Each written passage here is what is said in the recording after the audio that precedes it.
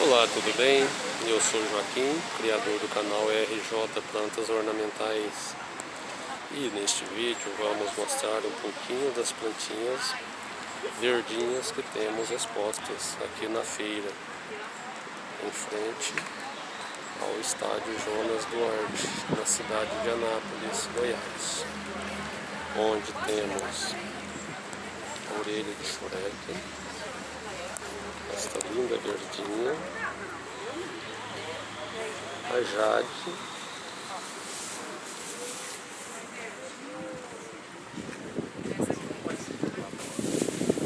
Francesco Baldi,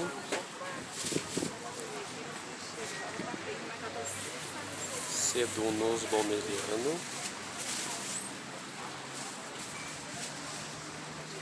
outro Francesco Baldi, temos esta babosa,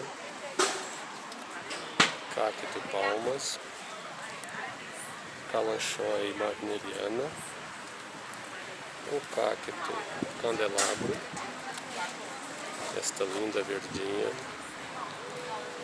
a língua de sogra, conhecida também como espada de São Jorge, alguns cactozinhos no potinho de barro, entre eles o dedo de dama, o prolífero, um pequenino rabo de gato,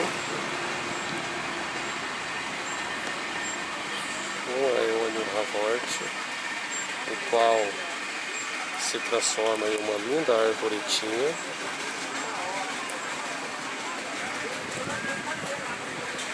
no potinho 6 temos várias espécies de cactos,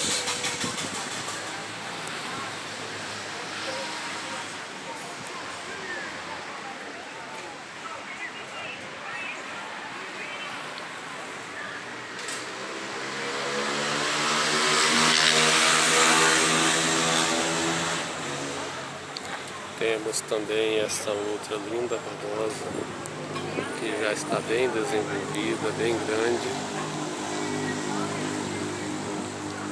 E terminando com essas duas lindas Calísia fragrans, as quais produzem lindas flores, um perfume muito gostoso, delicado. Então é isto, essas são as verdinhas que estão expostas aqui na feira, em frente ao estádio Jonas Duarte, na Avenida Brasil, cidade de Anápolis, Goiás. São lindas verdinhas e se gostou, deixe seu like, compartilhe e até o próximo vídeo. Obrigado.